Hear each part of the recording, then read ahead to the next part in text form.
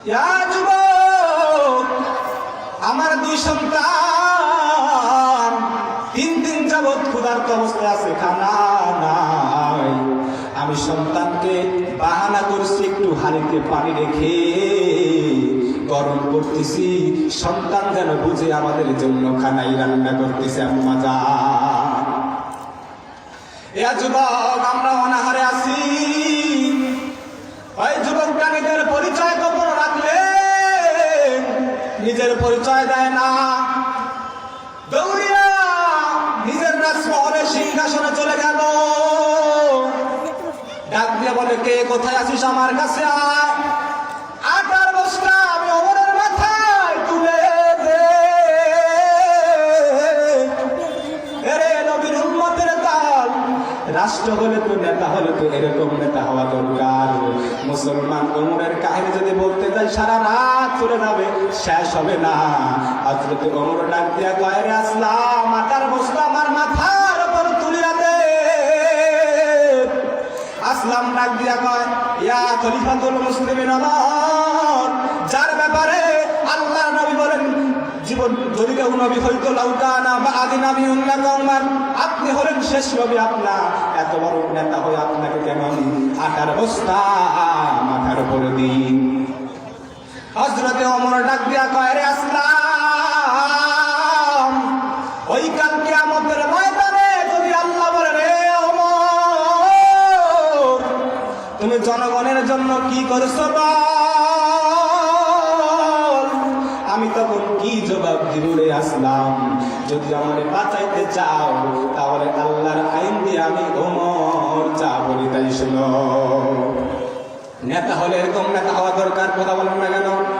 হযরতে ওমর ফারুক রাদিয়াল্লাহু তাআলা আনহু নিজের আটার বস্তা মাথার উপর নিয়ে সারা রাত, গভীর রাত হাঁটতেছে। ওই উনার যে ক্ষুধার্ত অবস্থায় আছে, উনার আটা দিয়েছে, যা বলছে, আম্মা জান আপনারা ঘরের ভিতরে চলে যান, আমি নিজেই ওমরে ফারুক রান্না করব।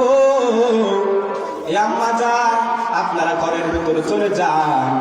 এ মুসলমান, নিজেই ওমর ফারুক আর রুটি বানায়া সন্তান গুলোকে খাওয়াইল। ডাক দিয়া বলছেন, আম্মা জান, এই যে রুটি বানাই দিলাম, কিছু আটা আছে, খান, যদি ফুরায় যায় একটু আমারে বলবে। আপনার আমি 100 বার খোঁজ খবর নিব, আপনি রুটি খেতে থাকেন। মুসলমান, ওই বৃদ্ধ মহিলা ডাক দিয়া বলে, এ যুবক, তোমার পরিচয় জানি না তুমি কে, কিন্তু আমাদের দেশে একজন নেতা আছে, খেলাফতের চেয়ারে বসে আছে, নাম হলো ওমর। উনি আমাদের তো চোখে দেখে না, আমরা ক্ষুধার্ত অবস্থায় পড়ে আছি, আমাদের চোখে দেখে না। ও যুবক, তুমি আজকে যা করলে, তোমার মতো যদি যুবক এই দেশে থাকতো, যুবক, এই দেশটা জান্নাতের বাগান হয়ে যেত।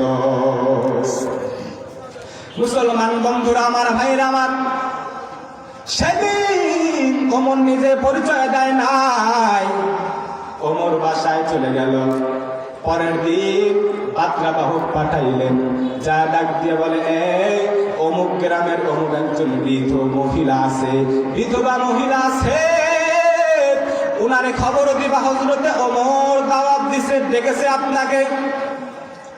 মুসলমান, ওমরের কথা শুনে পরের দিন পাত্রবাহক যায়, যা ডাক দিয়ে বলে, আম্মা জান বাসায় আসবি? আম্মা জান বাসায় আসেননি।